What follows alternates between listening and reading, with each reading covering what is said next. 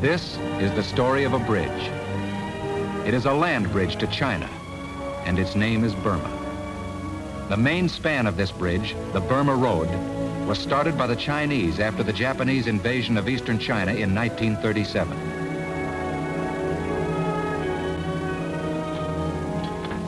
According to one eyewitness, it was scratched out of the mountains with fingernails.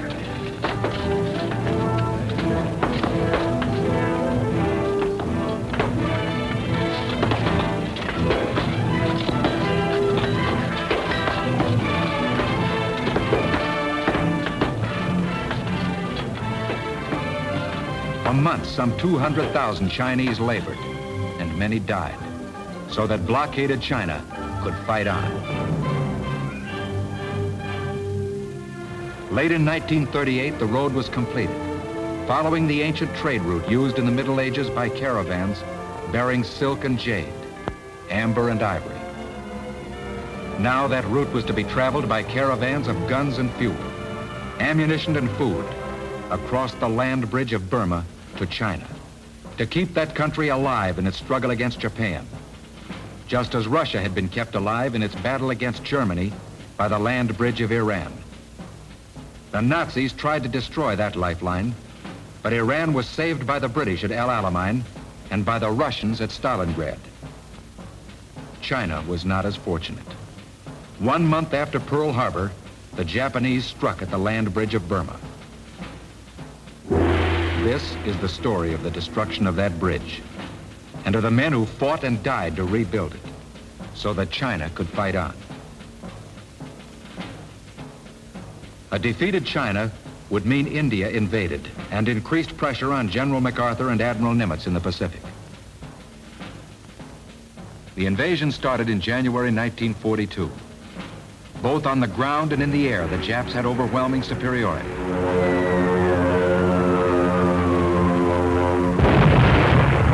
On the Allied side, General Alexander headed small forces of British, Indians, and Burmese.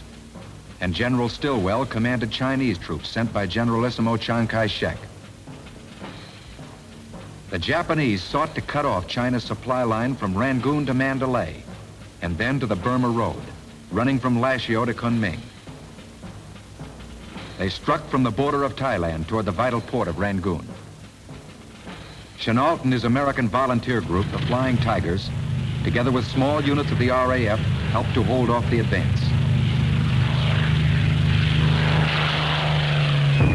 Japs attacked Rangoon in force.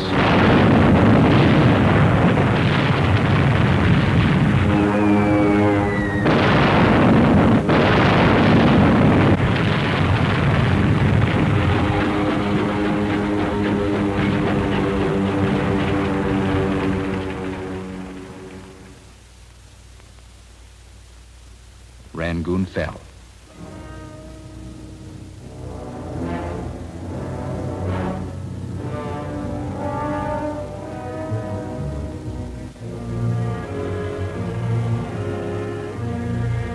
The enemy swept on to central Burma, along the road to Mandalay, where by air and ground, and with the aid of 5th colonists and looters, they destroyed that city.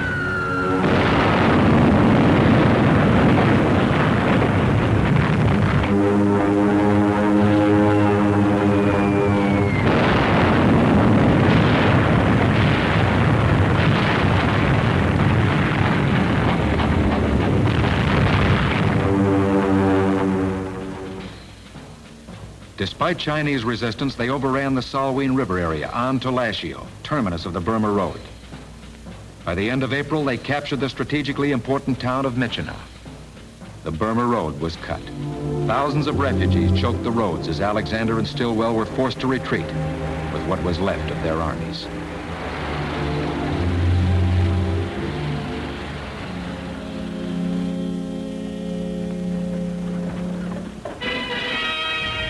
Last to leave were the demolition squads who scorched the earth, destroyed equipment, and put fire to oil supplies.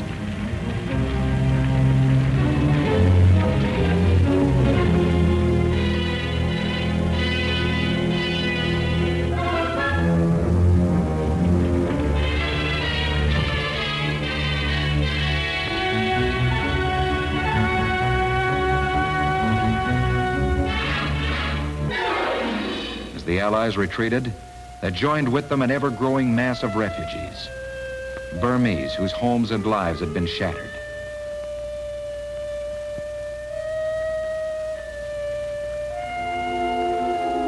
The Allies did what they could for these refugees, and through brilliant leadership and individual fortitude, managed to keep ahead of the Japs.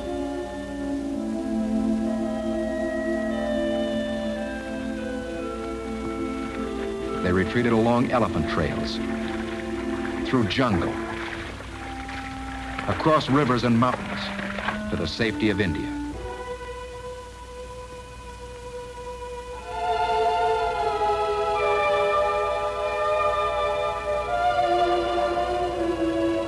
Stillwell said the last word on the campaign. I claim we got a hell of a beating.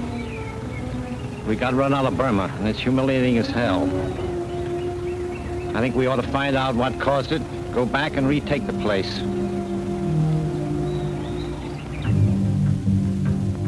Burma covers approximately the same area as Texas. On its western border lies India. On its eastern, China, Indochina, and Thailand. To many, Burma is a land of legend, a shrine of Buddhism with its pagodas, its fabled road to Mandalay, its colorful cities and villages, its strange and picturesque people.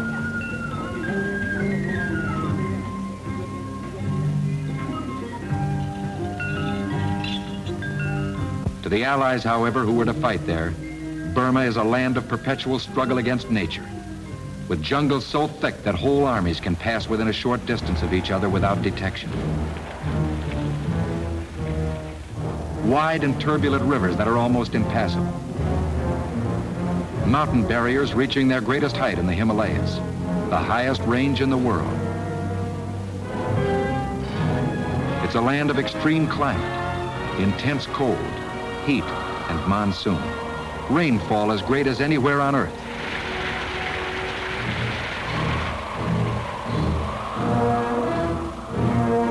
Its swamps are breeding grounds for malarial mosquitoes.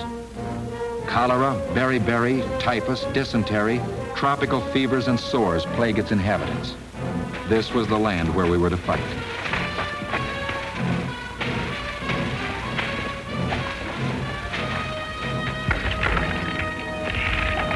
The task of reopening the land bridge of Burma was a tremendous one. General Stillwell's first act after the Japanese invasion was the formation of an American command, known as CBI, China, Burma, India. From China came thousands of Chinese.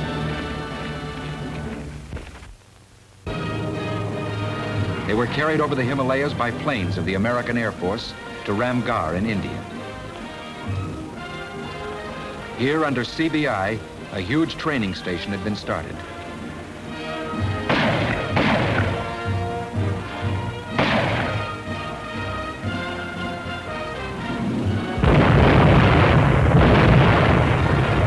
On the British side, the Commander-in-Chief of India Command was Field Marshal Sir Archibald Wavell, later to become Viceroy and to be succeeded in his military leadership by General Sir Claude Auchinleck. On the shoulders of these men, there fell the responsibility of raising and training huge armies for the defense of India.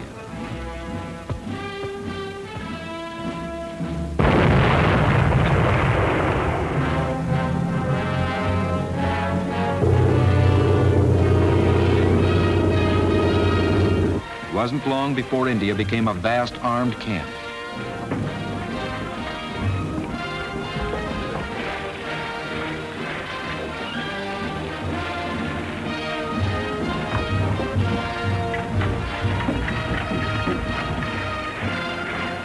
From the independent kingdom of Nepal came the Gurkhas.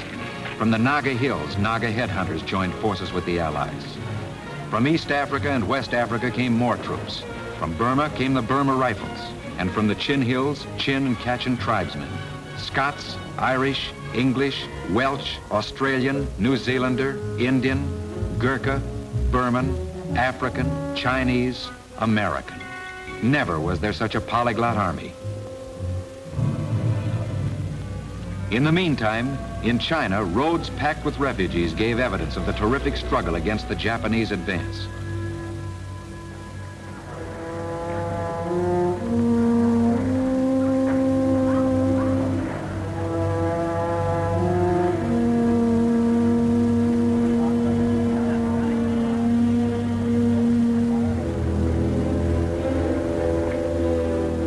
There were attempts to push through other trails.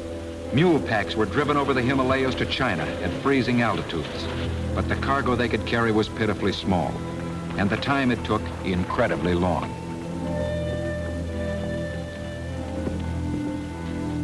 The first step was the construction of an air bridge across which supplies were to be flown by flyers of the American Transport Command, shuttling back and forth over what they called the hump. It was a slow process. Equipment had to be taken apart so that it could be loaded aboard planes.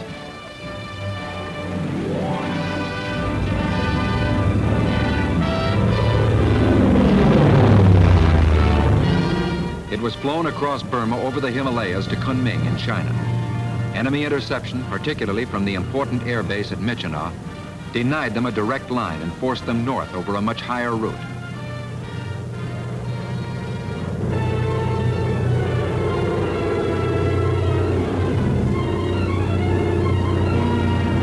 They flew across jungles,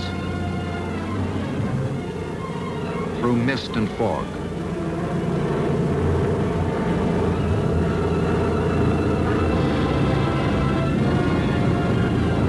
over mountains, often at heights of over 20,000 feet, with the menace of Japanese planes ever present.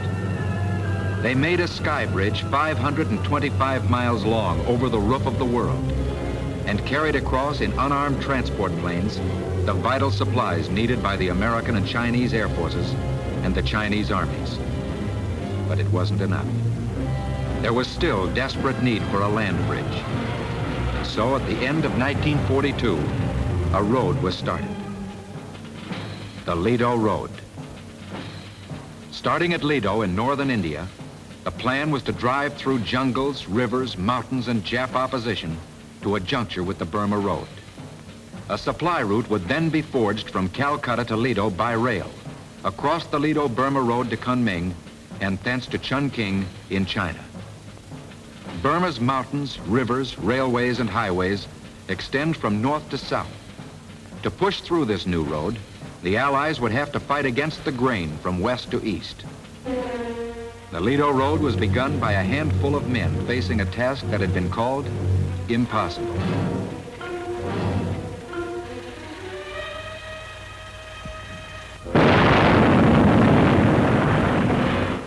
so, with inadequate machinery and tools, a few American engineering units with a detachment of Chinese engineers and what Asiatic labor could be had, started one of the greatest road building jobs in history.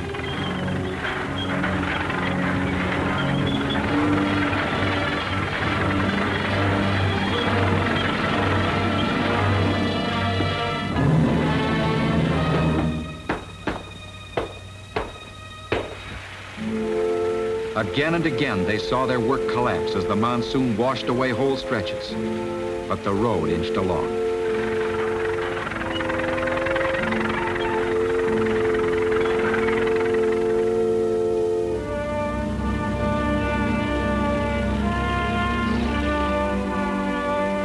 At the docks in Calcutta, second largest city of the British Empire, supplies from America and Great Britain and the factories of India were piling up, waiting to be hauled to the Ledo Road and the hump. Some of the supplies were sent by water up the Hooghly River to the Brahmaputra in primitive flatboats and barges. Almost as cumbersome a route was the Bengal-Assam Railway. It traveled a circuitous road, making long detours to outlying tea plantations, switching 3 times to different gauge rails over road beds that had to be constantly repaired as a result of the monsoon. The fastest method was by cargo plane from Calcutta, but as yet there were too few planes available for this purpose. During this time, there was a secret expedition that came to light when a small group of worn and haggard men emerged from the Burmese jungle. They were called the Chindits. Their name was taken from the Burmese name for a legendary animal that symbolized protection. Almost as legendary was their leader, Brigadier, later Major General Charles Ord Wingate, professional soldier, pioneer jungle fighter. In the beginning of 1943, with complete secrecy, he had led British and Indian troops behind the enemy lines into the heart of Burma, across the Chindwin River to the Irrawaddy, a distance of 200 miles on foot.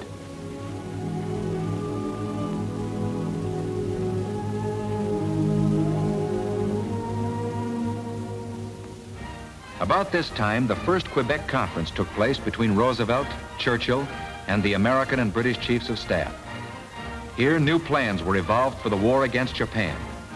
A new command was formed, Southeast Asia Command, combining the British and American operations.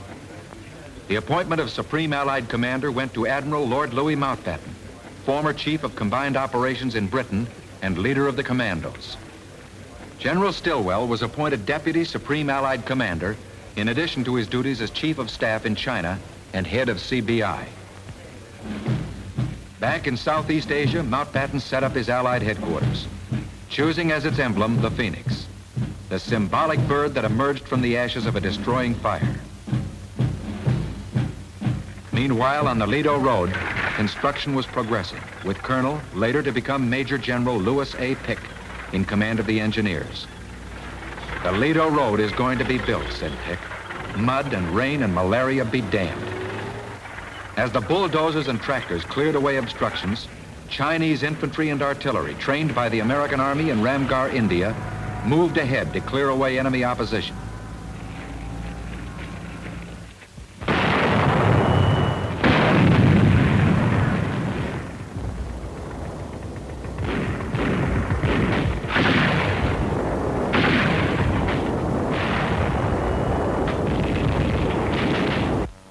Along this route, another great engineering project was starting. A fuel pipeline fed from India across Burma to China. Over 2,000 miles of pipe was laid, like a huge artery across the savage terrain to carry a transfusion of gasoline, diesel oil, and lubricating oil, each in its turn for the trucks and tanks, the machines and the planes that were fighting in China.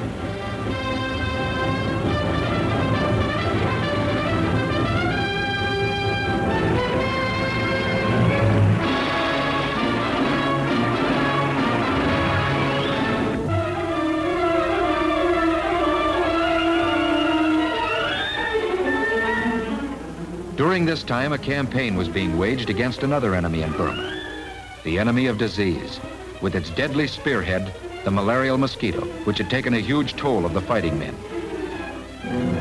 It was necessary to cut these communication lines too.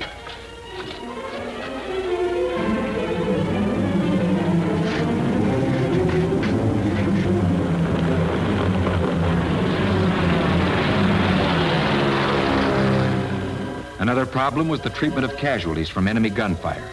Wounded men were sometimes carried miles by foot, by raft, mule, jeep, truck, ox cart.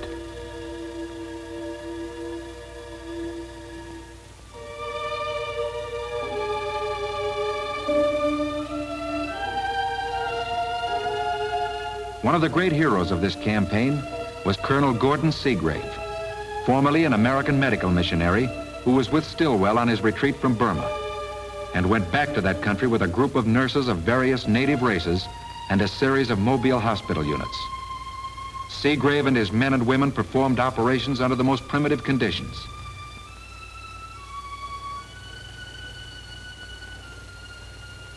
The conquest of disease made huge strides. Now the conquest of the Japs had to keep pace. More and more Chinese were being trained at Ramgarh in India and at Kunming in China. These were to become part of the Yunnan force that were to strike at the enemy from the China-Burma border across the Salween River. In northern India, the Chinese-American Composite Wing had been organized by Major General Claire Chennault for the Generalissimo. A picked group of American volunteers was instructing Chinese pilots and crews to fly the latest types of planes.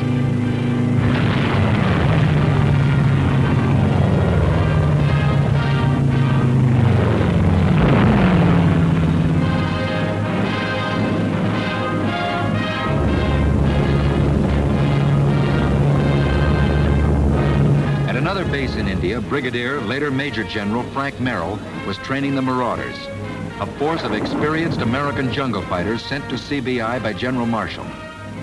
There were less than 3,000 of them.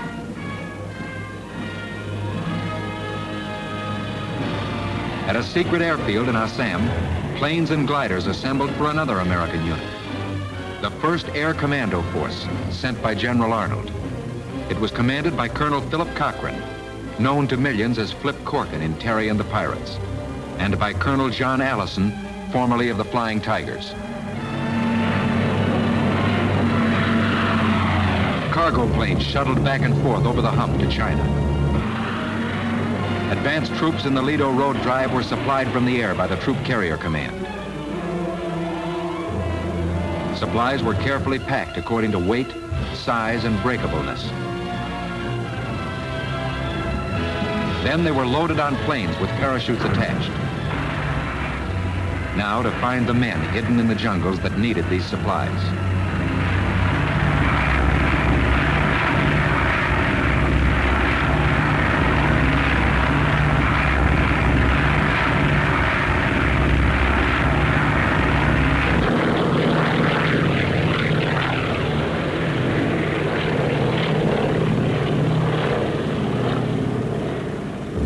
The Allied Air Force of British and Americans in the newly formed Eastern Air Command bombed and strafed Jap strongholds.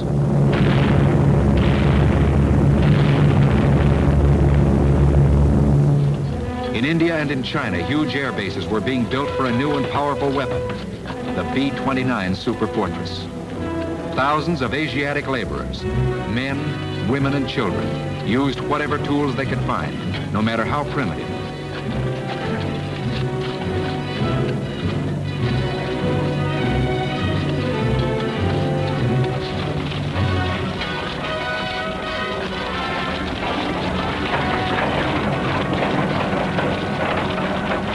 On the enemy side, the Japs gathered reinforcements into their Burmese garrisons and airfields to meet the growing strength of the Allies. In China, the struggle continued. The reopening of the land bridge had to be accomplished.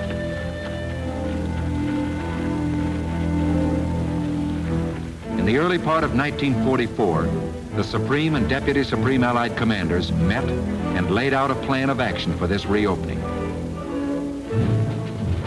The British Indian 14th Army in the Arakan, in order to hold the southern front more effectively, was to extend its frontier lines down the Akyab Peninsula. Simultaneously, Stillwell's Ledo forces of Americans and Chinese were to speed up the Ledo Road campaign with a drive on the strongholds of Mogong and Michina. To aid in this purpose, the American Marauders, led by Merrill, were placed under Stillwell. A third coordinating operation was a penetration from the air, in which Wingates British and Indian Chindits were to be flown into the heart of Burma to land behind and cut enemy supply lines. For the fourth and last phase of the plan, the Chinese Yunnan force would strike from the China-Burma border across the mountains and jungles of the Salween River area in order to reopen the Burma Road for a juncture with the Ledo Road. Now the plans were laid, and the stage set for the reopening of the Burma land bridge. The first step was taken on the Arakan front when the 14th began its march down the Akyab Peninsula. The Army moved rapidly toward the towns of Mongdaw and Buthadong. However, the Japs succeeded in carrying out a flanking movement on our lines of communication and, moving by night, seized the Nagaduk Pass, through which went the main road connecting our forward troops with the rear. For some time, it looked as though they had succeeded in cutting off a complete advanced division. From the air, RAF bombers opened an attack on the Jap positions in the Nagaduk Pass.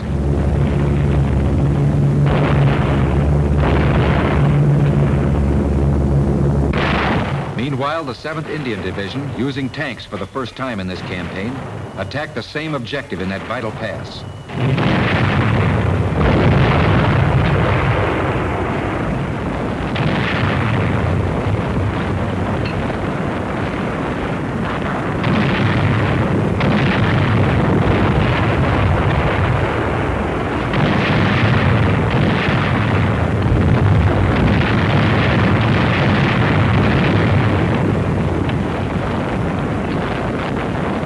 The 7th Indian Division finally succeeded in clearing the pass and relieving the beleaguered troops. Once again, our lines of communication were reopened. By the time the monsoon broke on the southern front in June, the 14th Army had destroyed nearly 7,000 of the Japs' finest troops, and it extended Allied lines to form a powerful defense block. The second blow for the reopening of the land bridge was struck by the Ledo force in an offensive to push the Ledo Road through Mogong to Michina. To aid in the drive on Michina, the American Marauders acted as a flanking force, harassing the enemy in a series of left hooks. These Marauders were seasoned jungle fighters, veterans of Guadalcanal, New Britain, and New Guinea. Men gathered together by a message which read, "The President of the United States has called for volunteers from experienced jungle troops for a dangerous and hazardous operation somewhere."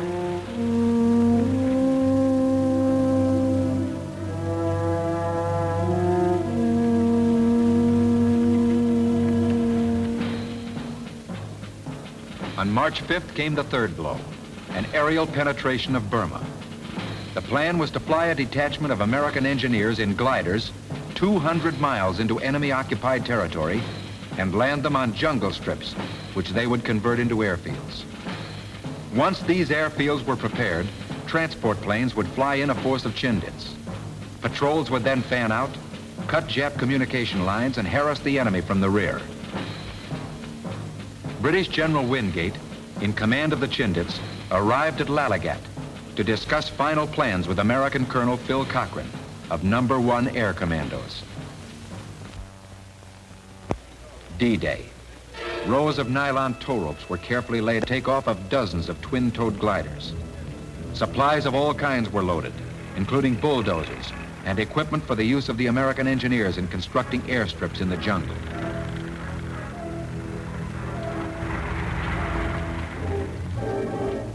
The pilots and crews gathered to hear final instruction from Colonel Cochran.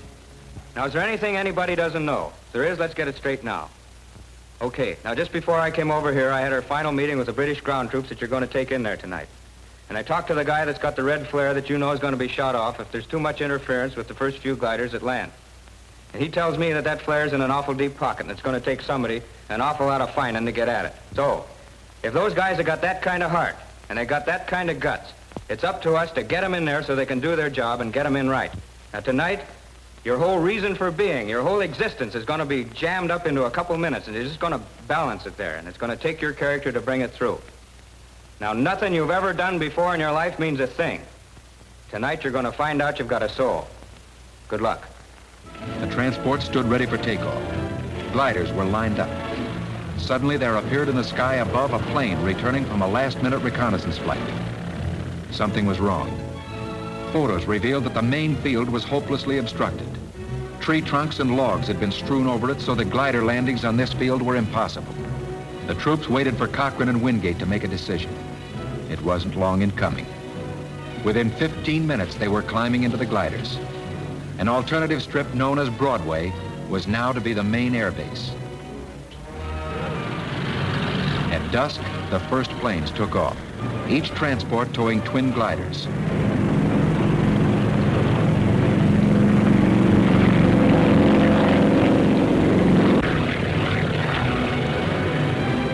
And within them, men sat silently, grimly, waiting for what lay ahead.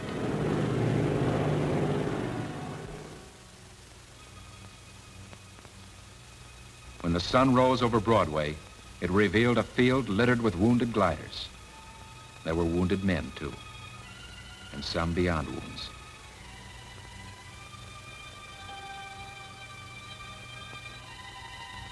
The first glider had bumped to a halt on a field rutted by buffalo bogs and elephant footprints, and strewn with large teakwood logs, hidden from the eyes of reconnaissance cameras by the tall grass. A second glider came in, then a third. They followed one another so fast that it was impossible to clear the field of obstructions and the wrecked gliders. The wounded were tended on the field. Patrols fanned out through the jungle to give protection to the small band of engineers and wounded. They buried their dead in the Burmese jungle. Their Burmese padre read the last rites, and his words mingled with the sound of bulldozers and tractors leveling the field, for the arrival that night of the first flight of transports, carrying the remainder of the airborne troops. By that afternoon, the engineers had completed their work. Broadway was open for business.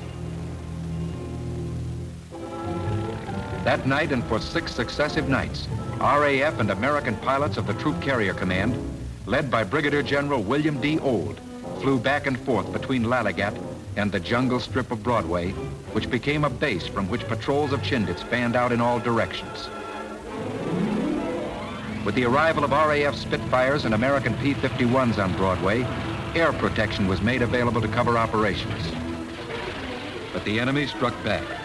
8 days after our troops had landed, Broadway was attacked by Zeros in a series of raids.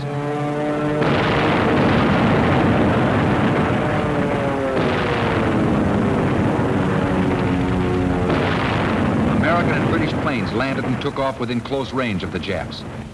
The enemy succeeded in capturing the far end of the field, but were held there by Allied ground and air fighters, their wings armed with bazookas.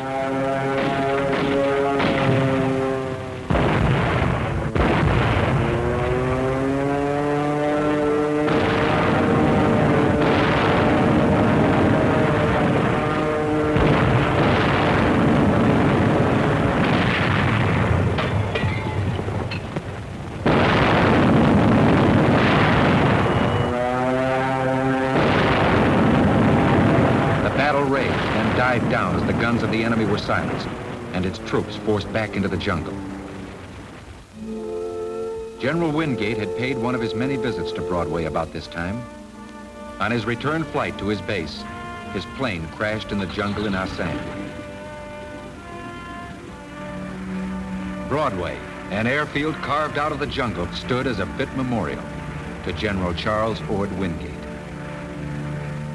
Early in March, the Japs made an attempt to regain the initiative. They moved 3 divisions to the Chindwin River, crossed it, and struck at Imphal in India in a powerful pincer movement aimed at cutting the Bengal-Assam Railway, carrying supplies to the Allied troops in northern Burma. Headlines all over the world blazed the news that Jap armies were on Indian soil, that India had been invaded. The announcements, as usual, were premature. But the Allied situation, nevertheless, was extremely grave.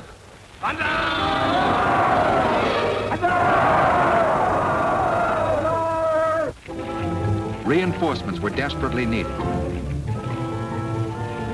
Once again, transports of the American Troop Carrier Command were called in.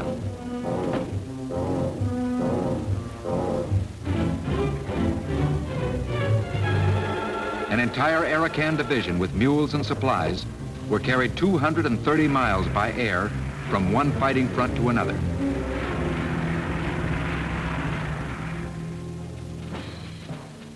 By the beginning of April, one Japanese force was 8 miles from Imphal, while another had advanced on Kohima. They cut the roads surrounding Kohima, including the Manipur Road, the 14th Army's main supply line. At Kohima, a small hill station, a garrison of British and Indian infantry dug in and held on to a hill position overlooking the town.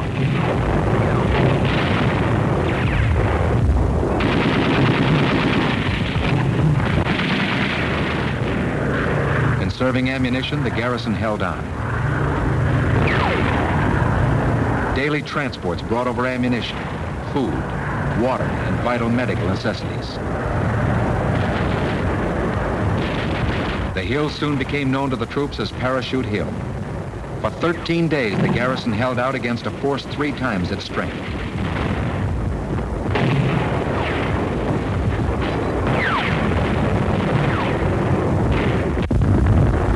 Slowly, relieving forces began to arrive.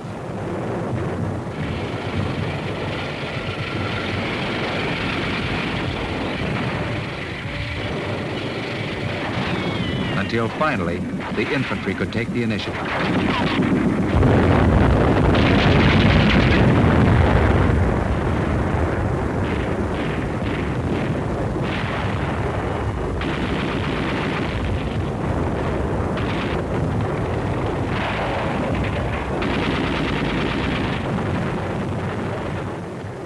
The Jap had suffered a costly defeat.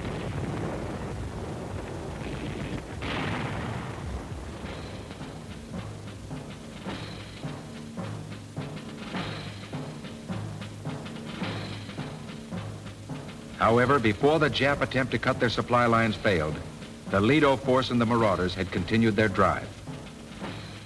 The Chinese were now in the Mogong Valley, advancing on the important enemy supply base of Mogong. The Marauders, in their 700-mile march, were moving on the town of Michino, with its strategically valuable air base. The attack on Mogong began at dawn of the 23rd of June.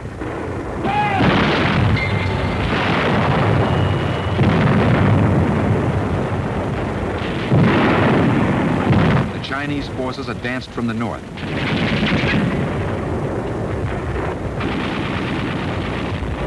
While a Chindit force that had pushed up from Broadway struck from the southwest.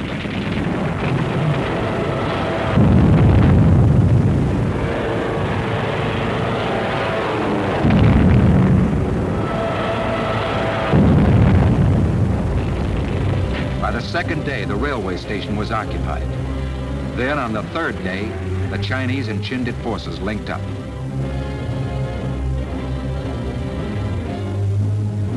Meanwhile, the Marauders, reinforced by Chinese troops, had marched for days in their drive toward the airfield at Michino.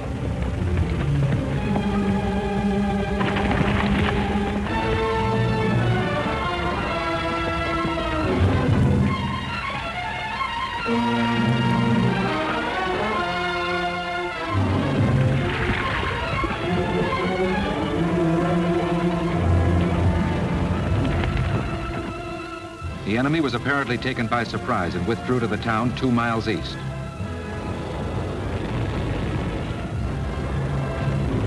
Over the air went 2 words: cafeteria lunch, the code signal indicating that Michino Air Base was in Allied hands. Within 1 hour of its capture, gliders flew over, bringing engineers to repair and improve the field. They floated down to make rough and dangerous landings under fire from the town.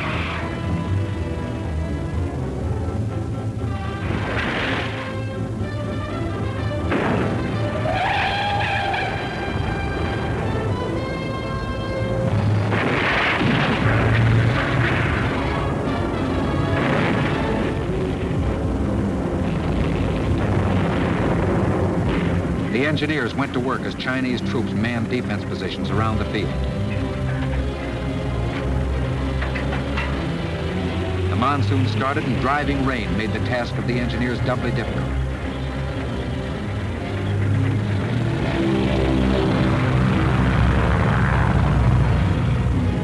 Stillwell arrived for a conference with Merrill. Now, with the elimination of enemy interception from Michinaw, cargo planes could fly to Kunming in China on the southerly and more direct route, at lower altitudes and with increased tonnage.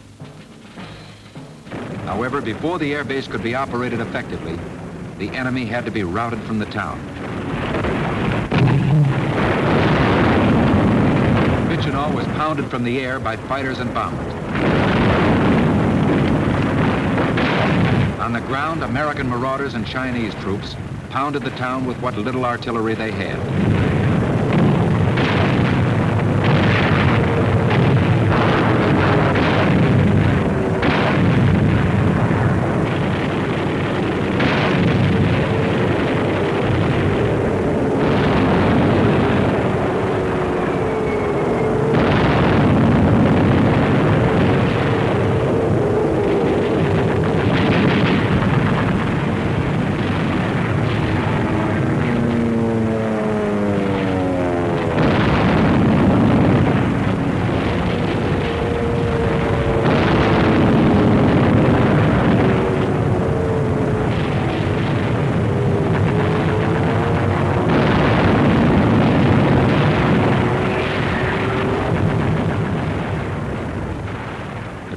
Siege, 78 days, which finally ended in the complete destruction of the Jap forces defending the town.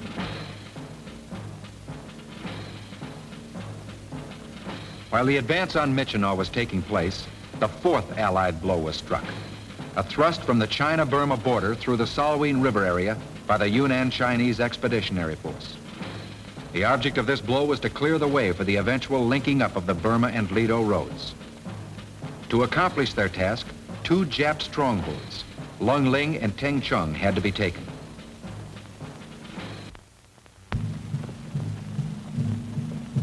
On the morning of May 11th, the offensive started.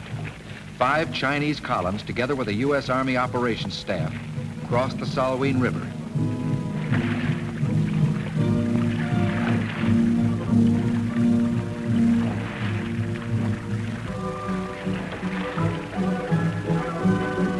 And moved on to the world's highest battleground, the Kaoli Mountains, spur of the Himalayas. For days, they struggled up precipitous slopes until they sighted one of their goals, Tengchung. The siege began.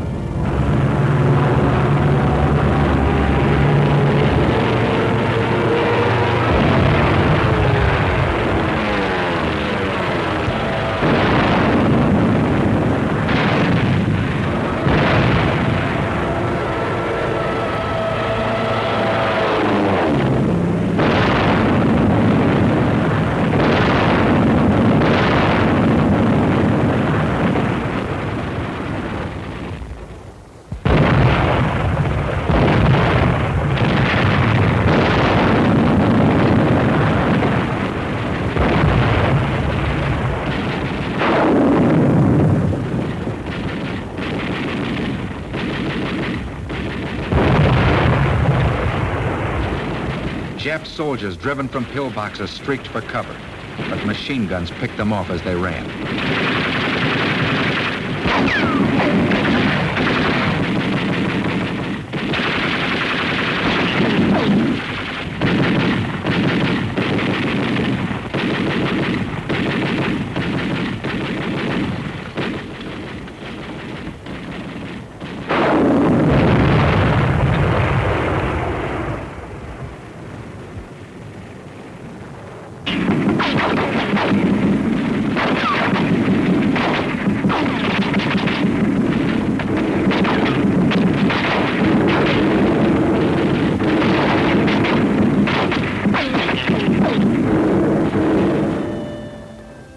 Chinese wounded were carried back over the wrecked walls.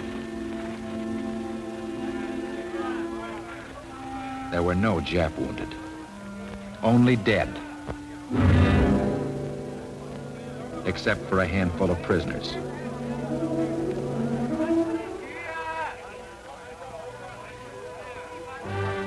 Tengchung fell. Then Lungling, and the Chinese and American flags flew over these two key strongholds.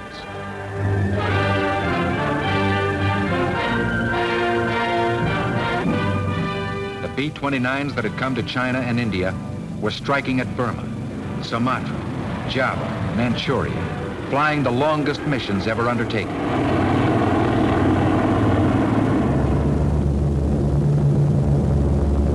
Finally, they struck at the heart of the Japanese homeland and dropped their bombs on Tokyo.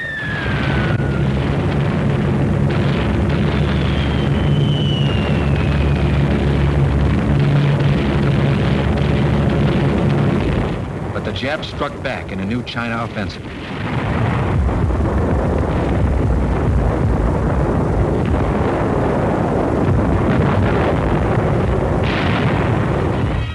The American air bases that had been built in that country with such vast effort were in danger of being overrun by the enemy. There was barely time to destroy supplies and installations.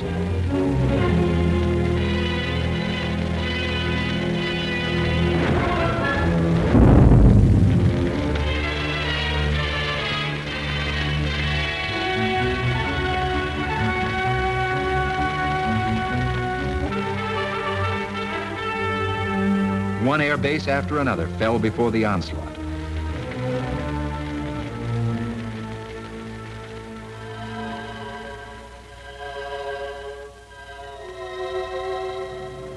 Once again, roads and rails were packed with fleeing refugees.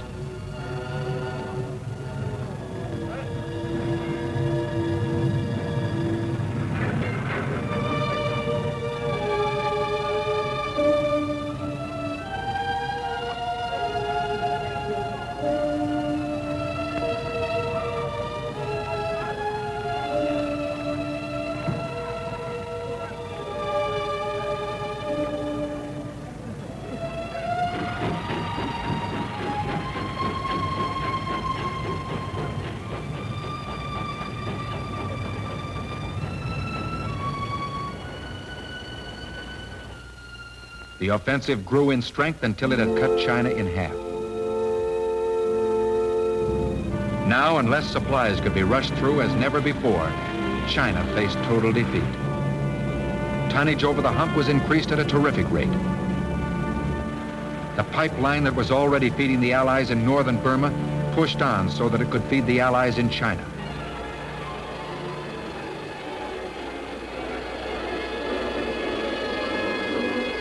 And on the Ledo and Burma roads, with enemy opposition being cleared away, the engineers raced at top speed to reach the point where the two roads would meet.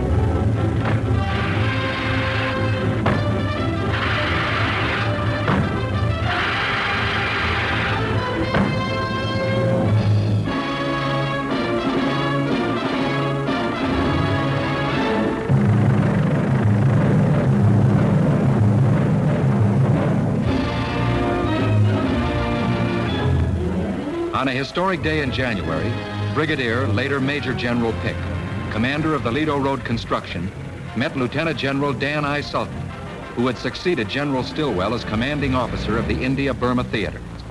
General Sultan, the Ledo Road's open. We have a convoy formed. I'd like your permission to take it through to China.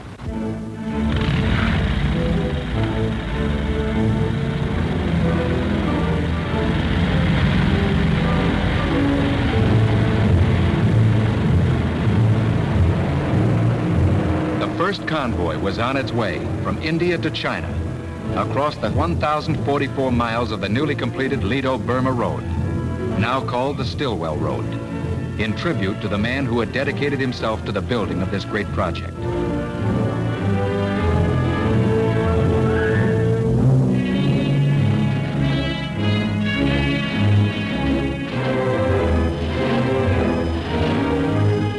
After a 24-day journey, the convoy arrived safely in Kunming.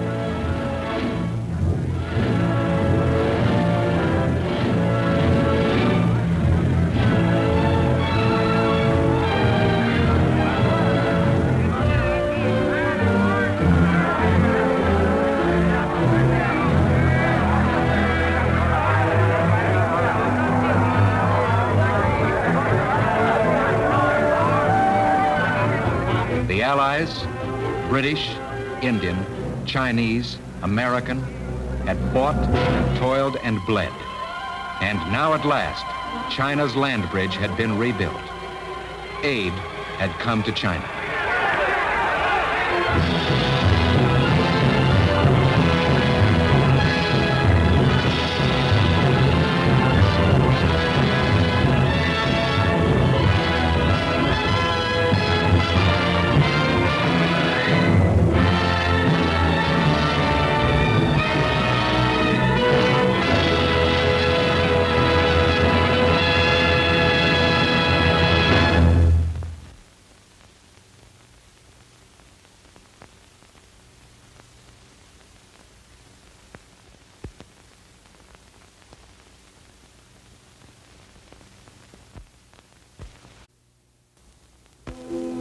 Corregidor, 1963, in the early morning light.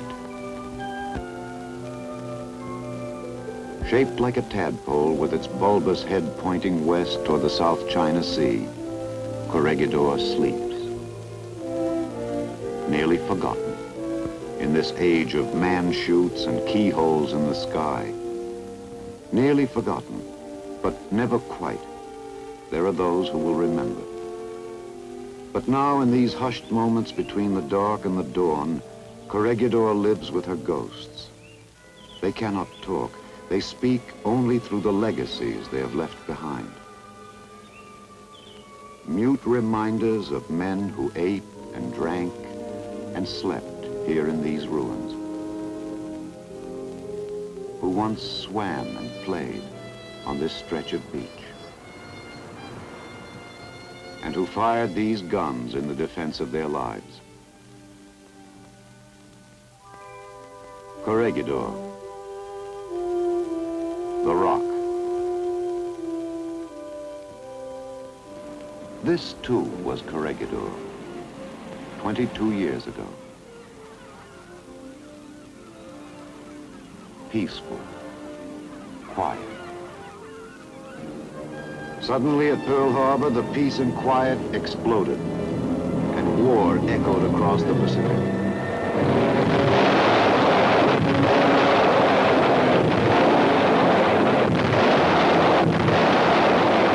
For the people on Corregidor, as well as the whole of the Philippine archipelago, noon had become high noon. Time and fate, in the form of a victory-swollen Japanese war machine, were inexorable.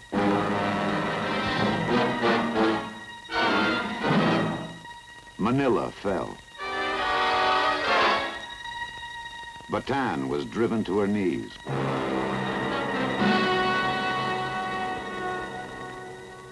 The Filipinos and the Americans on Corregidor dug deep into their fortress of rock and awaited the lash of the gathering storm.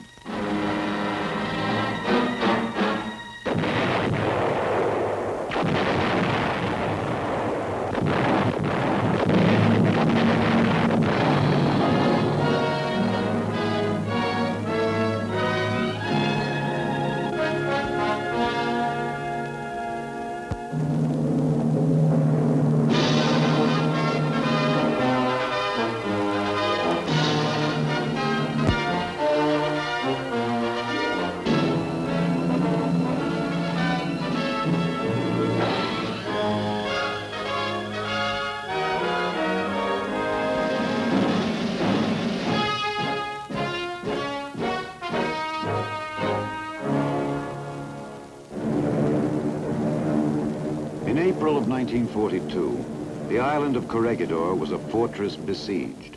The defenders fought back with the little they had, but it wasn't enough. After 6 straight days of a brutal battering from the skies, the people of Corregidor plunged deep into gloom and unabashed fear. The once quiet lagoons and the gently wooded slopes sent forth an impassioned cry. Corregidor calling, Corregidor calling, Corregidor calling, Corregidor calling.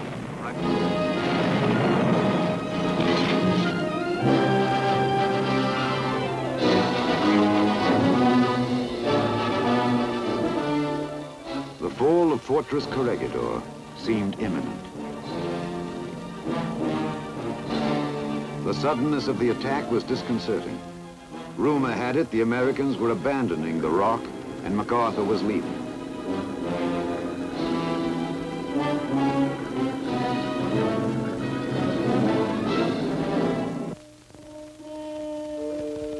Chief Nurse Ann Mueller Giles recalls her feelings on that day.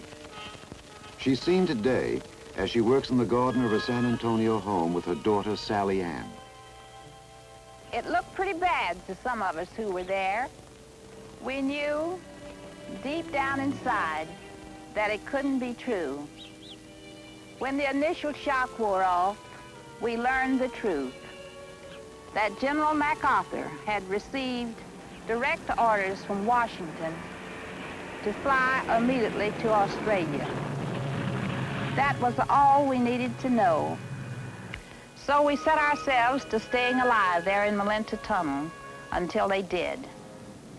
The enemy bombs missed very little on the island that day.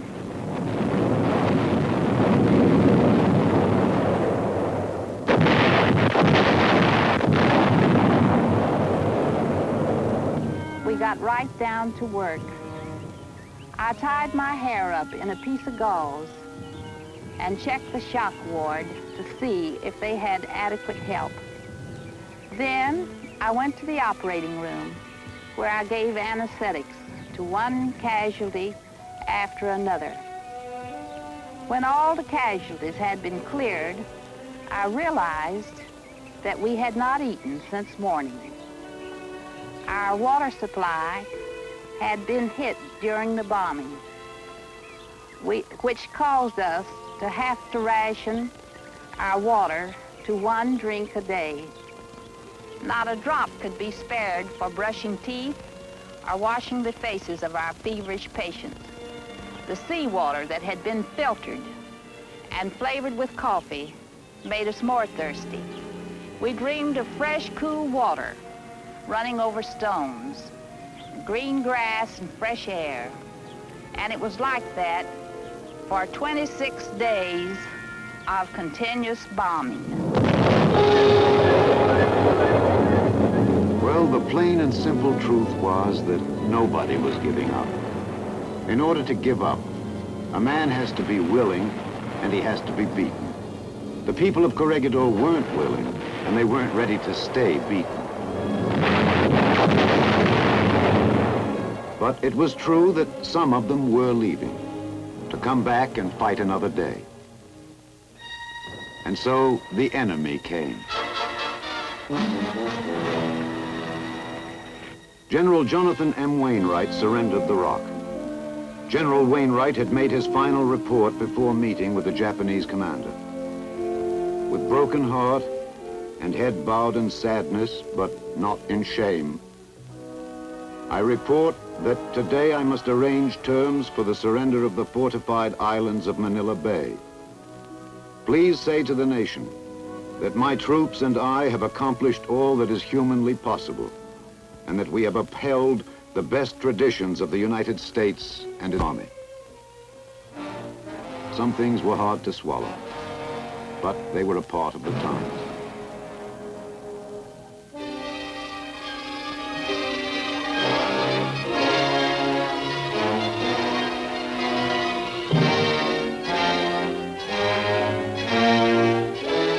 It was going to be a long wait, and they knew it. But in the endless time of waiting, one pulse-ringing hope was left to buoy and sustain them. A legacy in the form of a man's voice, that of General Douglas MacArthur. The President of the United States ordered me to break through the Japanese lines and proceed from Corregidor to Australia. purpose, as I understand it, of organizing the American offensive against Japan. The primary object of which is the relief of the Philippines. I came through, and I shall return. A legacy and a prophecy as well. But so much to be done before those words were to become a fact. So much of what a famous Englishman was to call blood, toil, tears, and sweat. And so it began, the arduous road back. Headquarters of the Southwest Pacific was established in Melbourne. It was necessary now to build a force in the South Pacific that would combat the Japanese threat to Australia as well. Much was required, and much came. Men, material, supplies, ammunition. All the elements of air, land, and sea quickly fused together on the same allied forge to become an effective weapon, a single lifeline that would lead to ultimate victory.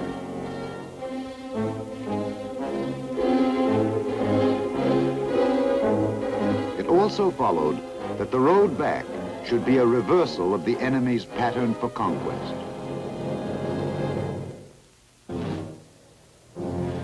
Where the men of the Orient had come like a giant octopus with clutching tentacles outstretched to swallow its opposition whole, the Allied military plan was comparable to the movement of a great spinning wheel, with the spinners patiently laying out strands in a master web to ensnare the enemy.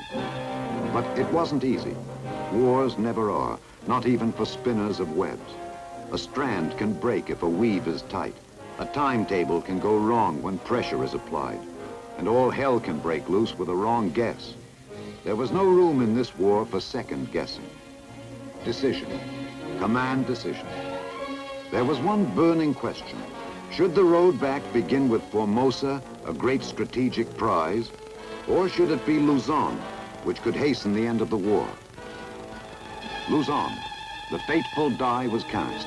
It was back to the Philippines. Slowly, the spinning of the great web was set into motion.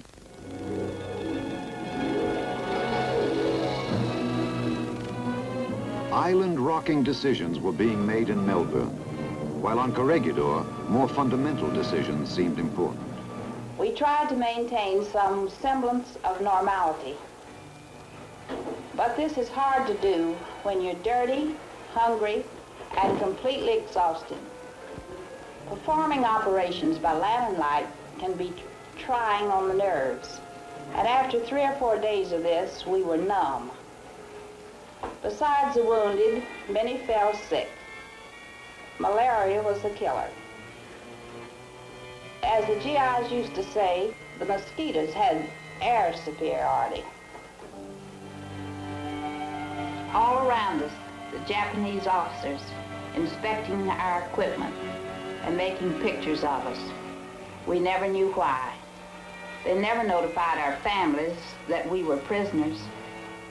The nurses fell ill with dysentery, which made it even more difficult for us to do our jobs. And all around us, our officers and soldiers streaming in from the hot sands of the beach where they had been placed in camp by the enemy, all suffering from dysentery, skin infections, and just plain exhaustion. Even so, I was glad that I had turned down General Wainwright's offer to evacuate me and decided to stay there with them. There, in that tunnel, choked with shell smoke and misery, was a group of people that meant more to me than anything else. It simply seems like a bad dream now, but then, an endless nightmare. For living through her nightmare, Nurse Ann Mueller-Giles earned the Legion of Merit and the Bronze Star. Away from Corregidor, a shooting war goes on. The web spins, and the first strand reaches out for Guadalcanal. Costly and bloody. The orders were, take it. And they did, at a high price.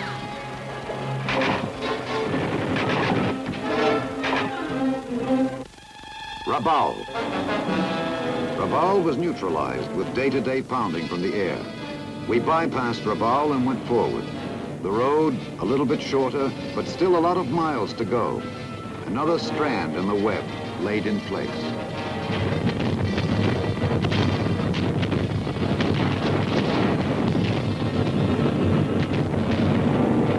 The Gilberts. Tarawa. One more island atoll reaping its human toll. A circular chunk of coral, a ring of flaming death. But Tarawa was taken.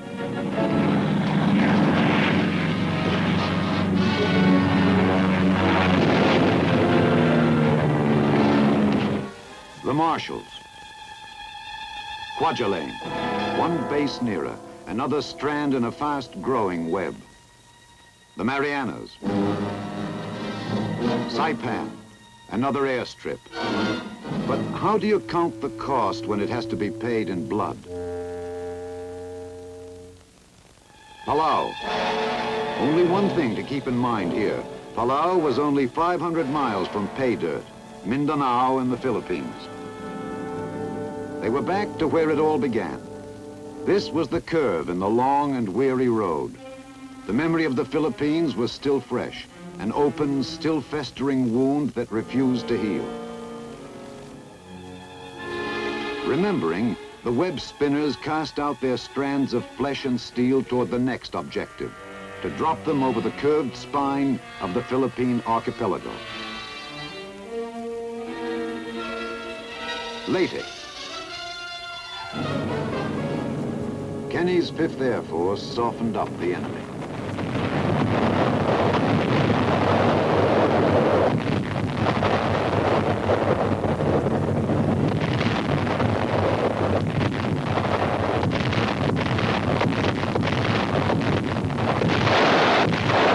And then the infantry hit the beaches. They won. More than they lost.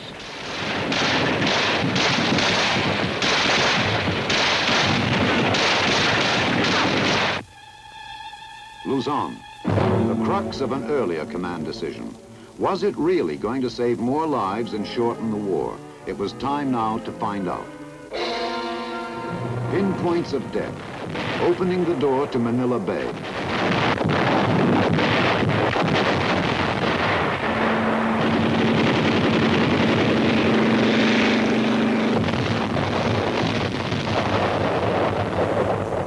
American lives were saved, and those who lived found their own ways of being grateful. Manila, Pearl of the Orient, enmeshed now in a death grip, fresh forces squeezing it tight. Manila is a burial ground.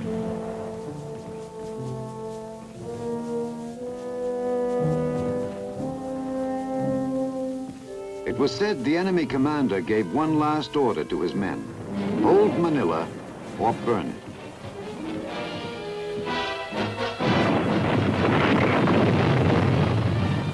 The Pearl fell into Allied hands. The web was tightened.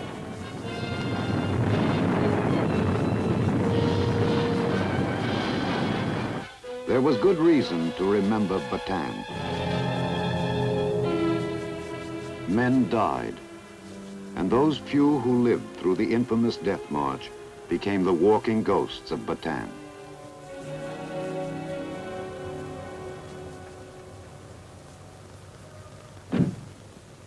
Ben Minota survived and drives his cab in Brooklyn, USA. I was one of them. I was with the 803rd Engineers. When we got captured, it was a heck of a mess. I mean, none of us knew what it was all about.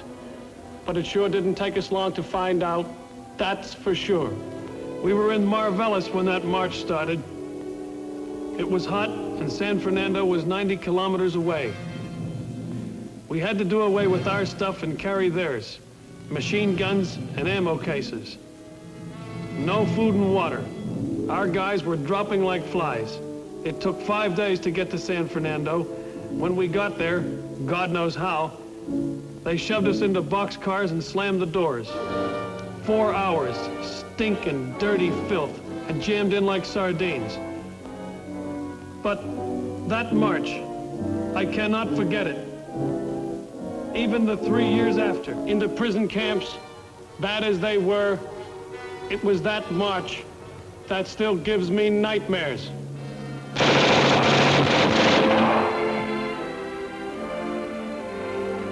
And so they took back Bataan. But for these men, this was no death march. It was a march back to life and the living. The web spins on, its determined strands reaching out hungrily for Corregidor. The Rock, sometimes called the Gibraltar of the East. Other military objectives may have been more important from a strategic point of view, but none meant more symbolically than this hunk of rock sitting on the sea. Officers and enlisted men alike fervently awaited the next move. They wanted Corregidor, and fast. The strategy decided on was the one of surprise. The web spinners gambled on an enemy attitude, that no one in his right mind would even consider dropping a regiment of paratroopers on such a small target.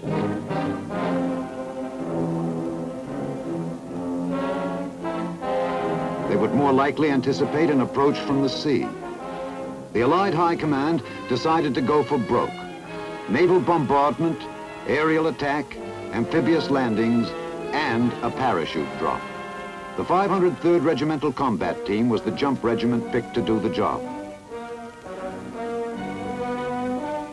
Brigadier General George M. Jones was a colonel when he commanded the 503rd in that memorable jump.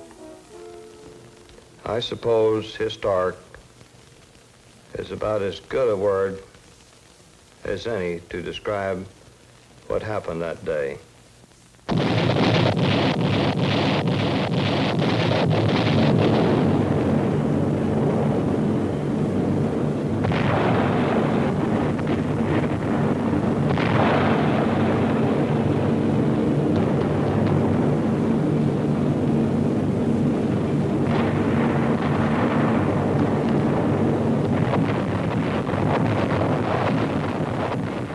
Corregidor is a little island that lies in the mouth of Manila Bay, and as such has historically controlled the entrance to Manila.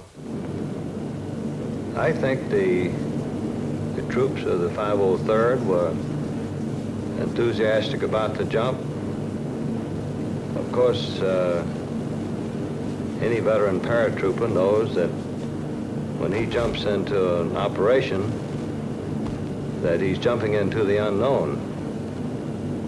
He expects to be surrounded, outnumbered, and outgunned. And the realization of this, of course, certainly makes for individual tension.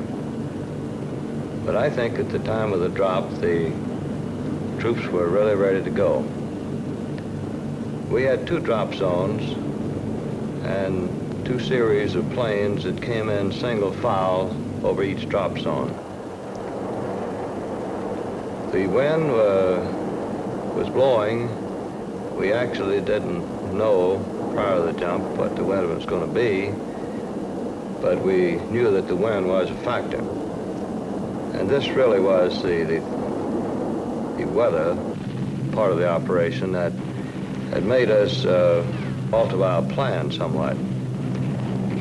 We started off jumping 8 men at about, I believe, 550 feet jump altitude, which is a fairly low altitude for a parachute jump.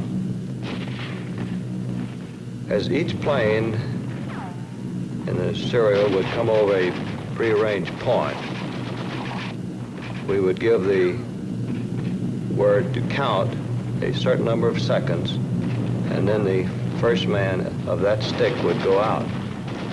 We started off jumping 8 people in a stick, a stick meaning the number that it's going to jump at that pass over the drop zone. But because of the wind, which turned out to be about 22 knots, we had to lower our altitude successively from 550 to 500 and then finally 400 feet. Each plane had, as I recall, about 21 or 22 paratroopers. This whole jump was controlled by Colonel John Lackey, the troop carrier commander, and myself, who were flying above the formation and giving specific instructions to the jump masters in each plane. Of course, these drop zones were pretty small for normal parachute dropping. We normally thought in terms of a drop zone of about 1,000 yards long at least and several hundred yards wide.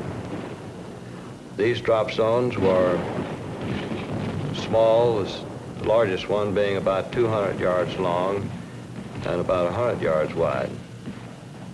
They were surrounded by rubble and rather high buildings.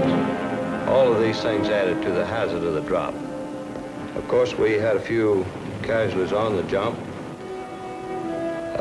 not as many as I had anticipated, however.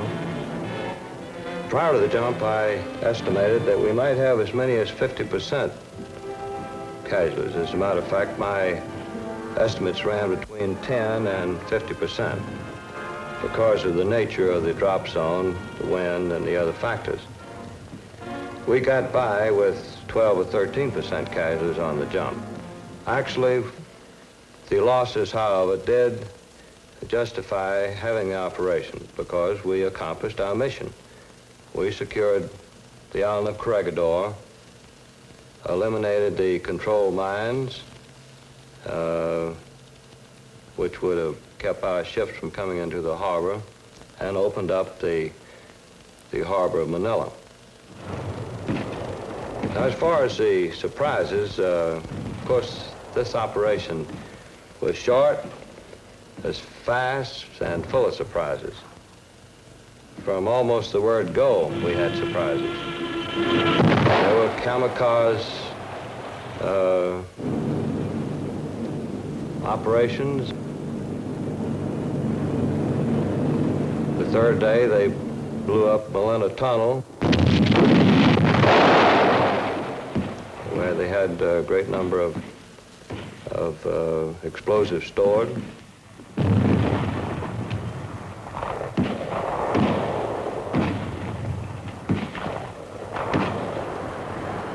The jump was dramatic and successful. The enemy was hit around the clock in every way he could be hurt. From the sea, on the beaches, in the streets. The end was in sight. As suddenly as it had begun, it was over. The web, indeed, had overtaken the rock. I believe that the most lasting memory is General MacArthur's visit to the island of Corregidor. After the operation was all over, General MacArthur visited what was always considered by many people as one of the soft spots in his heart. He had a great affection for Corregidor. He came back and in a little ceremony with a few troops from each of the units that had participated, we formally returned the island to him. And I shall always remember that now very famous quotation when General MacArthur looked at me and said, "I see the old flagpole still stands. Have your troops hoist the colors to the top and let no enemy ever haul them down." Corregidor sleeps with her ghosts. They cannot talk. They speak only through the legacy they have left behind in this fortress in the sea.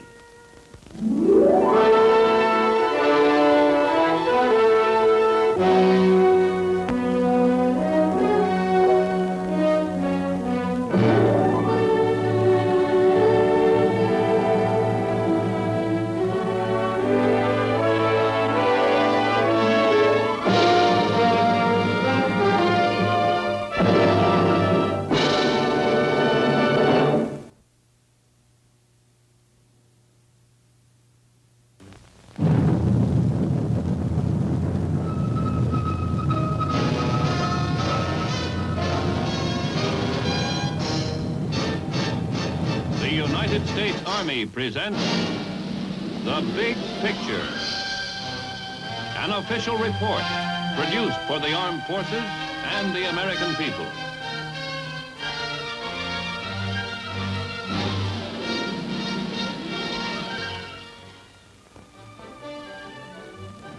When you're in the Army, you get a chance to do a lot of traveling, see a lot of sights, and meet all kinds of interesting people. For me, some of the most interesting have been right here in our own country. My name's Sergeant Stuart Queen, host for The Big Picture. A good percentage of ideas for The Big Picture is taken right out of our history books. Other stories feature current Army activities of interest to the nation. But once in a while, something unusual comes along, tying in the present with the past, and we come up with a warm, human interest story. In my work, I get around the country quite a bit. It's part of my job. And whenever I'm in this particular vicinity, along this stretch of road, I stop by a quaint little restaurant called Charlie's Harbor Inn. Because it was here at Charlie's, this story happened some months ago. It was right here I discovered for myself that truth can be stranger than fiction.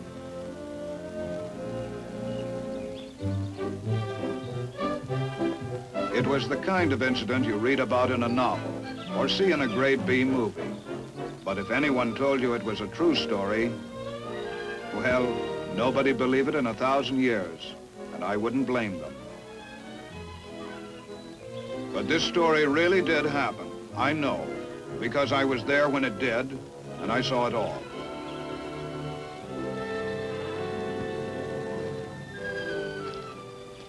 Anything wrong, officer? This your car? Yeah, why? That's why. So help me, officer. I didn't even know it was there. Let me see your license. Look, officer, I've only been here about 10 minutes. Yeah, I know. I was just making an important phone call.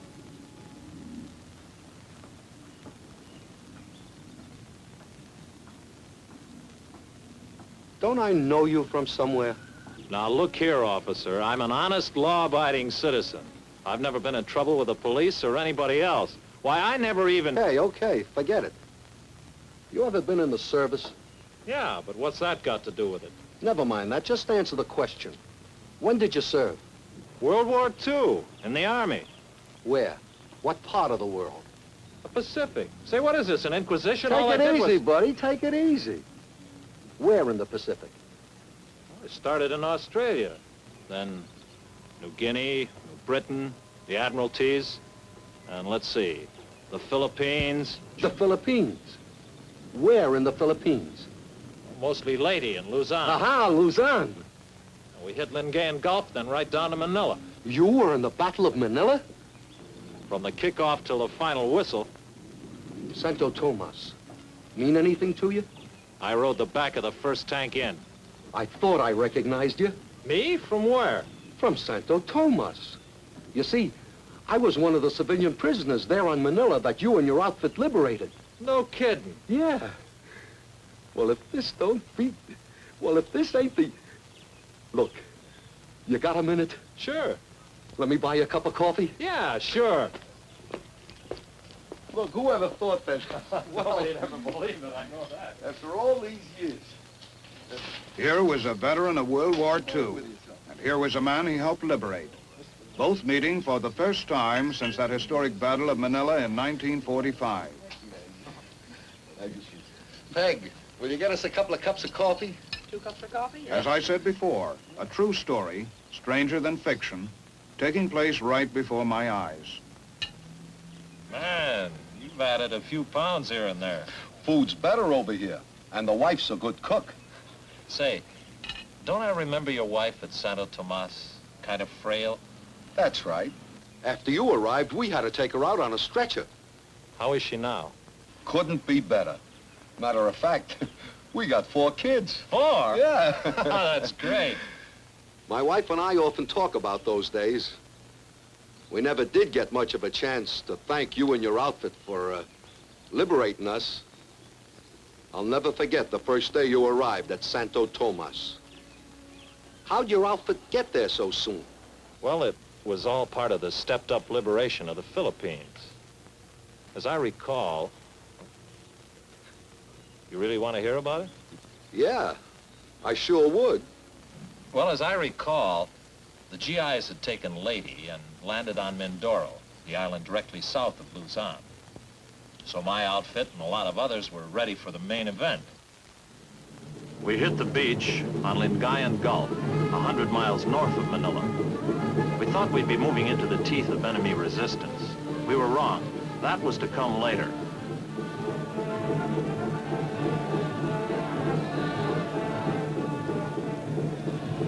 We pushed on down the valley toward Manila, cleaning out little pockets of resistance where we found them.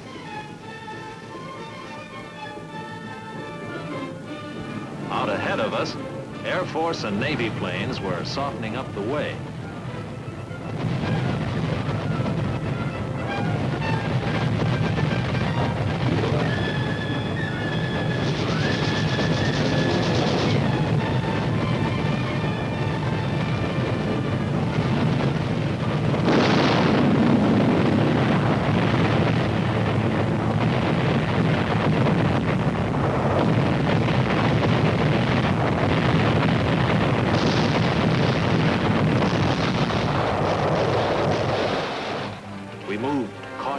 Forward, wondering what had happened to the enemy.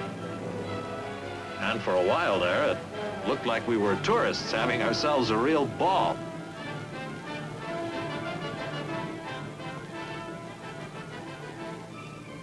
Along the way, one of the GIs picked up an innocent-looking piece of paper, which turned out to be an enemy field order.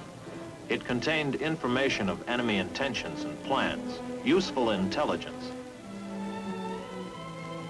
Filipino guerrillas brought in reports that American and Allied prisoners were in the city. So we stepped up the pace in the outskirts of Manila and finally established contact with the enemy. But we soon lost it, and we realized the enemy was withdrawing to the heart of the city.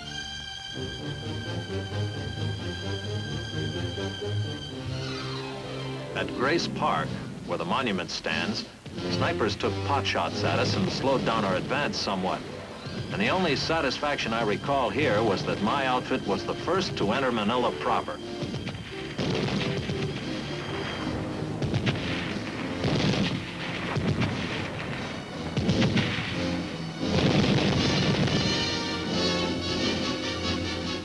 A fierce battle suddenly developed in, of all places, Rizal Stadium, Manila's baseball park. The enemy had dug himself in under the stands, and we slugged it out with him with no cover.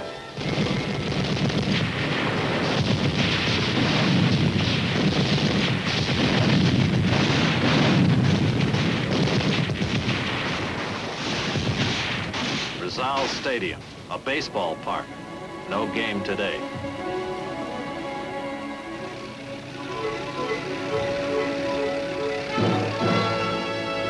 Then we raced into the University of Santo Tomas and liberated, along with you, hundreds of American and Allied internees.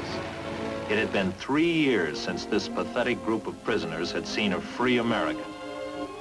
Everyone in Santo Tomas was fortunate that there had been U.S. Army and Navy nurses who had been captured on Corregidor to care for you during those dark years. After we arrived, wires were sent home by the internees, and many replies came back in a few hours, affecting some noticeably.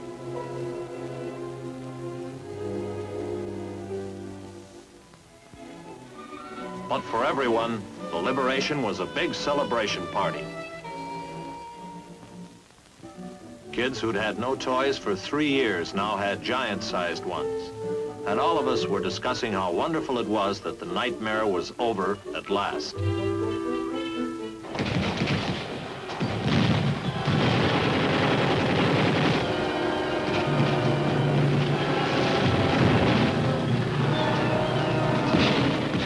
Nightmare wasn't all over. We saw internees who'd survived the 3 years as prisoners killed by the incoming fire. I'll never forget evacuating the seriously ill and injured through the falling shells.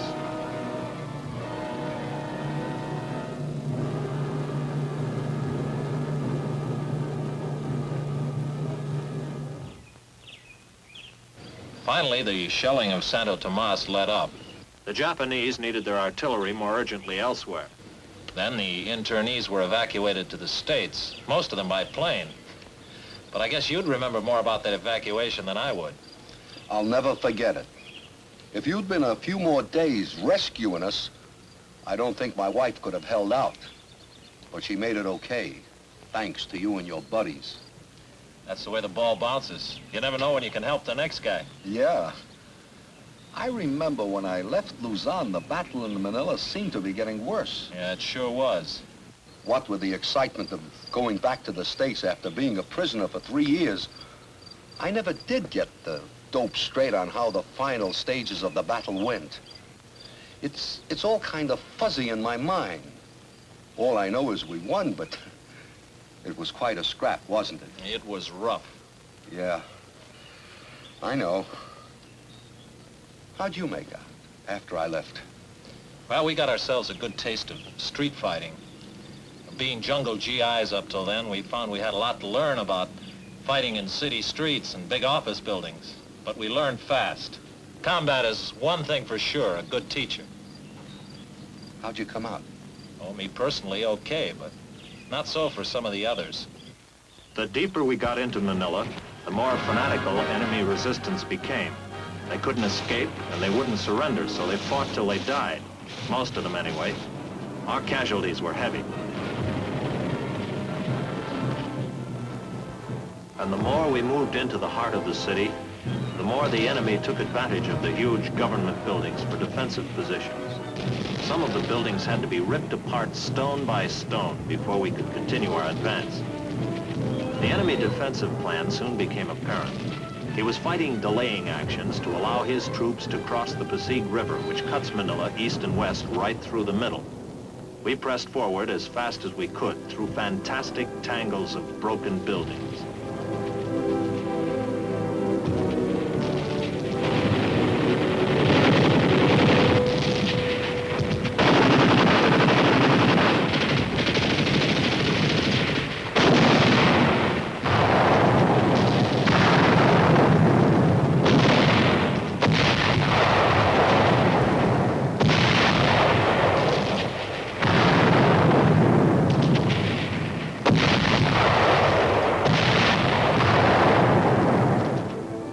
Each enemy unit crossed the Pasig River, a bridge was destroyed, leaving one less for us when we reached the river. Our troops found out the hard way just about all there is to know about street-to-street, building-to-building combat. And the more we learned, the faster we moved, denying the enemy the advantage of a leisurely withdrawal. And his men who couldn't pull back dug in and fought till they died. Many Filipinos braved frontline fire, handing out cigars or candy to show their gratitude to us.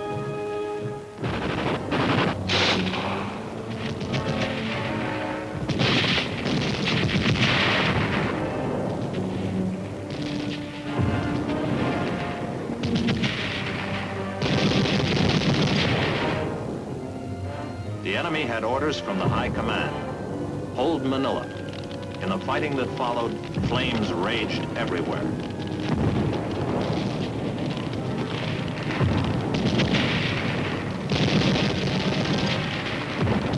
Detonating barrels and drums of gasoline and motor oil added to the inferno. And through it all, the GIs kept up the initiative, carrying the attack forward toward the Pasig River.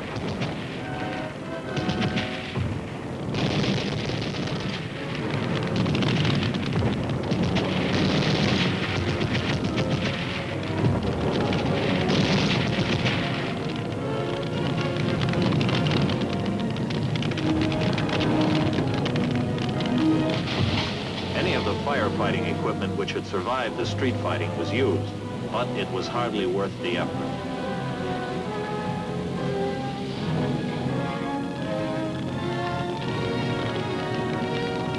The fire gained momentum, burning city blocks at a time, consuming everything in its path that would burn, and it seemed to reach its peak of destruction at night.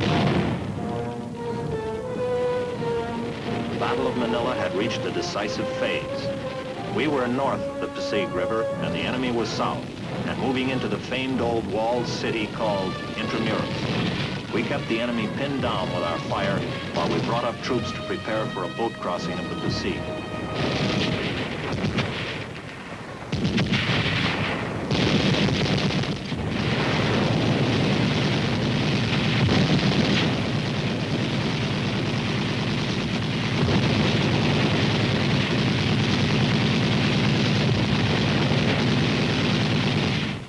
Several times we saw General MacArthur supervising the direction of battle. At one moment, he gazed out across Manila Harbor at an island or rock called Corregidor. No doubt he recalled the desperation of December 1941.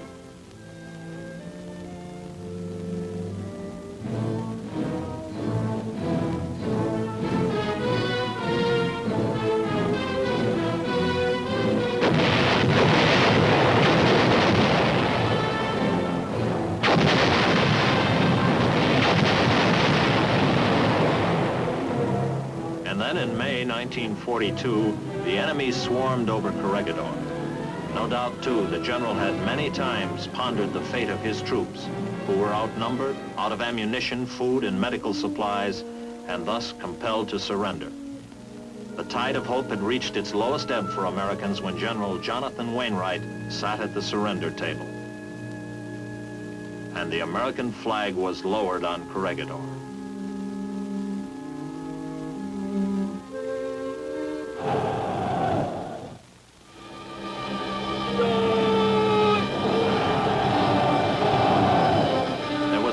General MacArthur wanted more information about the American and Philippine prisoners taken on Corregidor and elsewhere in the Philippines.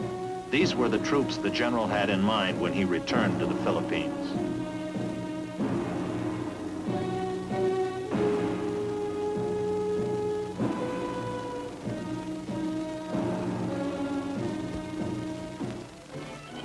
The general had all of those depressing memories of 1942 to consider while he directed the battle in Manila 3 years later during February 1945.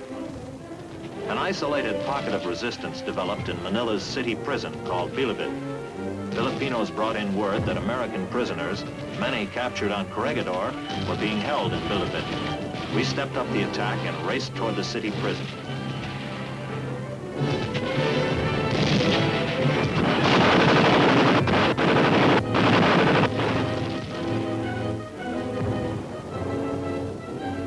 Inside Bilibid, we found them, old beyond their years, but possessing an undaunted spirit.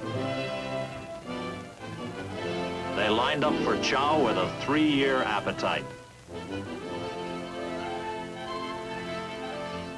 These were young fighting men on Corregidor. Now they were no longer young, but they were alive. While the battle raged on, preparations were made for an aerial invasion of Corregidor. For Manila could not be secure without Corregidor in our hands. A parachute jump would be coordinated with an amphibious landing on the island fortress. Air Force and Navy pounded the rock while the troop carriers flew in the parachutists.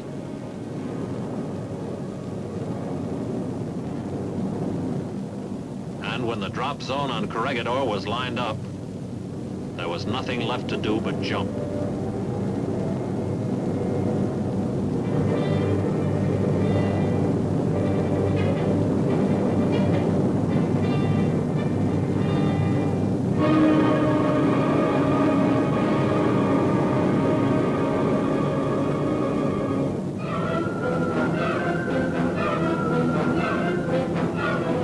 Supplies were dropped right where they were needed.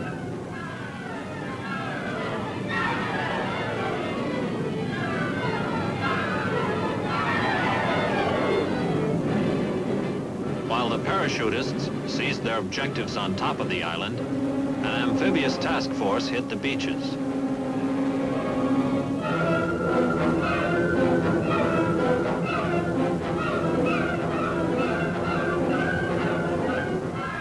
Airdrop of supplies, for at first, everything was delivered by parachute.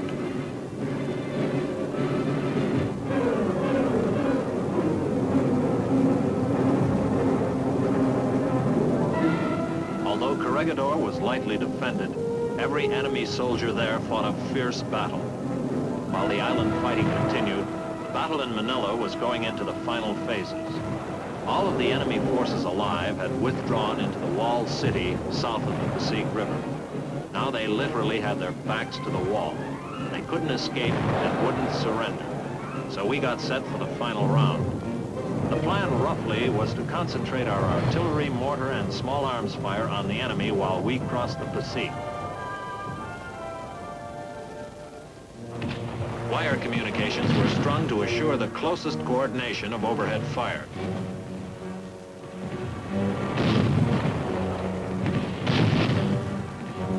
Finally, when everything was all set, the order was given to commence firing.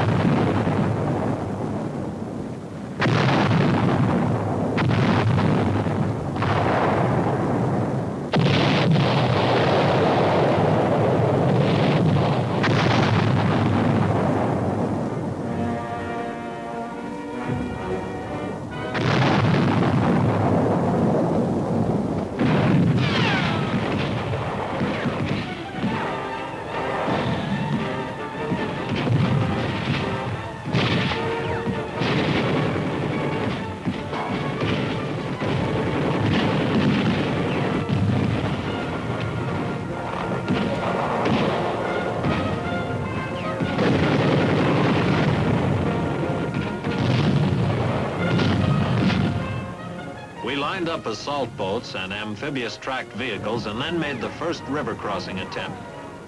We had no way of knowing how successful our concentration of fire had been on the enemy in the walled city. But we found that they apparently were effective since the only incoming fire on us was small arms.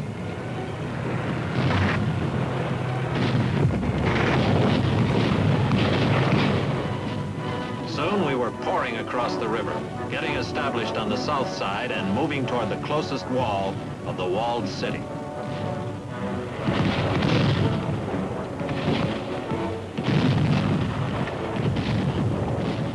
All of us knew by now that the toughest barrier of Manila was directly ahead, the 14-foot-thick wall of Intramuros. And while we approached our objective, our artillery and tracked vehicles gave us direct fire support.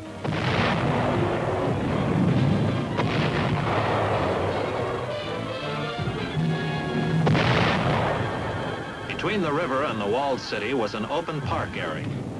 And as we moved over it, we realized that this was the first open spot we had crossed since the Battle of Manila had begun.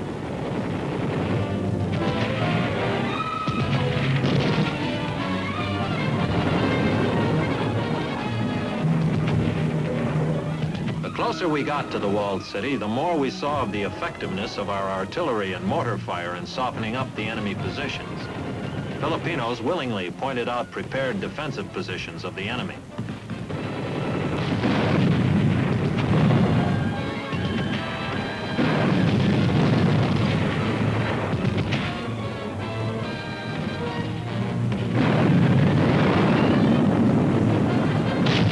Finally, we reached the outside wall.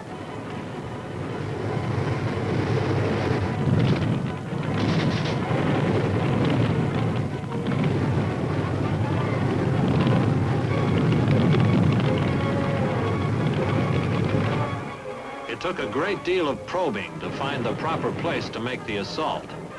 For breaching this fortress was no easy matter regardless of how much artillery we had poured into it. But we finally cracked it.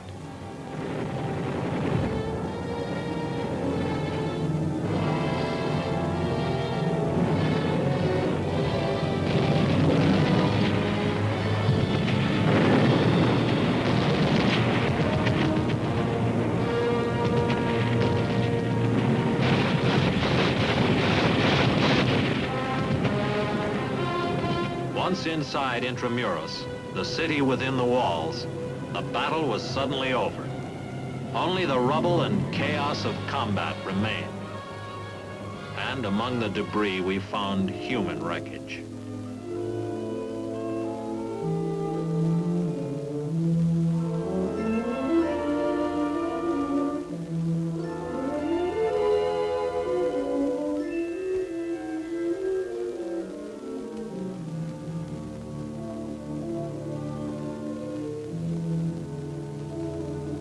Many of the Filipinos who had lived in Intramuros were dead. Those who somehow miraculously survived started a great mass exodus across the river to go anywhere. Anywhere away from the horrors of the walled city.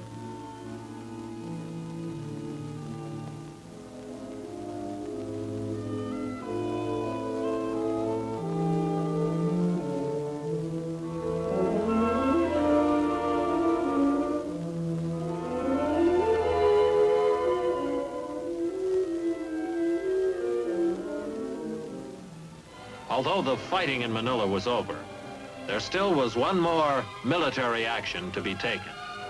A general had said he would return. He had. Now, with a flag-raising ceremony on Corregidor, the Battle of Manila was officially over.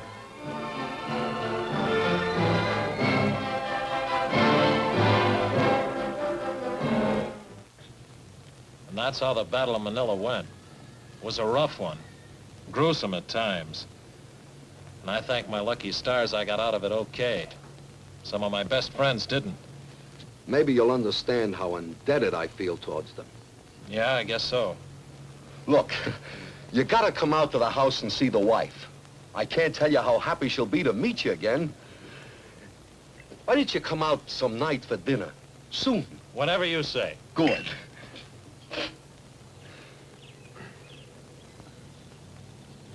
Looks like we've got some unfinished business here. Yeah, it sure does. Well, there's one way to finish it, but good.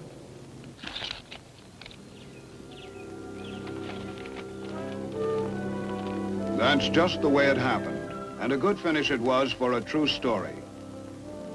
In an important sense, the incident has meaning for all of us, for it brings into sharp focus the great sacrifices and courage which typify our armed forces.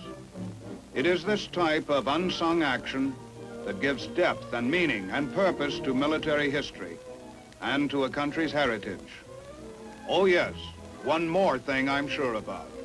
It'll be a long time before I can forget Charlie's place. It will all remind me of a certain careless motorist and a good-natured, forgiving cop.